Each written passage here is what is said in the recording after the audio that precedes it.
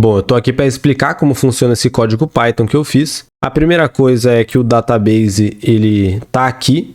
São partidas de xadrez e aí tem diversas coisas como o ID do jogador, se era uma partida ranqueada, quem ganhou a partida, quais foram os movimentos feitos, enfim. Aqui está transformada em Excel, mas ela foi usada como CSV pelo código. E a gente começa importando as bibliotecas, o matplotlib.pyplot, o NumPy, o Pandas e o Plotly Express. E logo em seguida eu importo como dados a tabela CSV, games.csv. E aí para o primeiro gráfico, o gráfico 1, ele é bem simples, é um gráfico de barras, eu já vou rodar o código para ele gerar. Aqui ele abriu os 3 gráficos, eu vou fechar esses 2 por enquanto. E nesse gráfico aqui, primeiro a gente coloca o nome, né, de cada uma das 3 fileiras possíveis, que são brancas ganham, pretas ganham e empate, que são os 3 resultados possíveis de uma partida de xadrez. E aí a gente vai contar quantas vezes cada um deles acontece. A gente cria um índice com 3 números, porque são 3 colunas. E aí eu busco lá no database da coluna winner, que está aqui.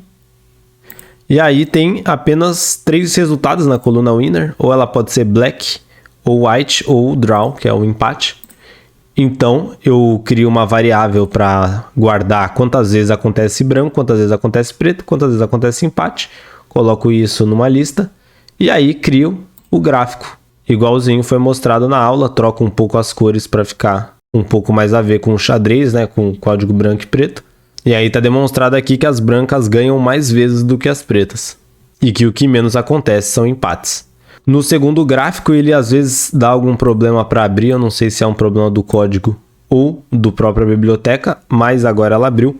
Ela é um trimap mostrando, referente à vitória das brancas, das pretas ou empate, quantas vezes cada uma das coisas acontece na sua proporção. Então, primeiro eu crio um filtro lá na tabela de dados, buscando só quando na coluna winner é branco, e aí eu separo quantas vezes foi mate, quantas vezes foi desistência e quantas vezes acabou o tempo do oponente.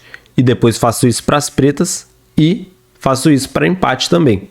E aí dessa forma eu tenho filtrado cada uma delas, então eu crio mais uma lista de resultados para colocar o que acontece e indexo ela se é vitória das brancas, vitória das pretas ou empate. E aí depois é só criar a figura aqui, onde ele separa sabendo que o que mais acontece é o oponente desistir, depois acontecer um checkmate e por último acabar o tempo do oponente, é o que menos acontece.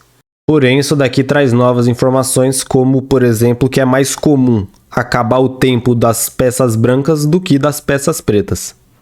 Para o terceiro gráfico, ele mostra com que frequência o lance E4 é jogado até o 10º lance da partida. O lance E4 é você pegar o peão e mover, né, até o E4. Então, você pegar esse peão e jogar ele nessa casa. Dá para ver que ele, como primeiro lance, ele é muito jogado, como segundo nunca, porque o segundo lance é a vez das pretas e elas não tem como jogar esse lance. E aí como terceiro de vez em quando, quarto nunca, quinto de vez em quando, mas ele realmente é muito jogado como primeiro lance. E para fazer isso eu criei uma lista que vai até 10, que é para armazenar os 10 lances, primeiros lances.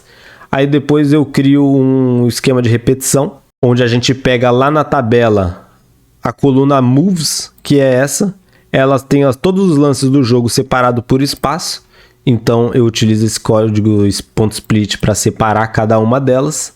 E aí com outro laço de repetição, eu verifico se cada um desses lances aqui, se ele foi o lance E4 e se ele aconteceu antes da 10ª jogada.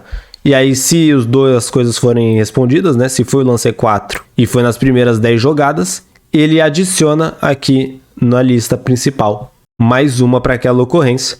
E aí depois é só criar o gráfico de linhas, colocando o marcador como bolinha e colocando que no X são o primeiro ao 10º lance e o Y são a quantidade de ocorrências, que é a nossa lista da contagem.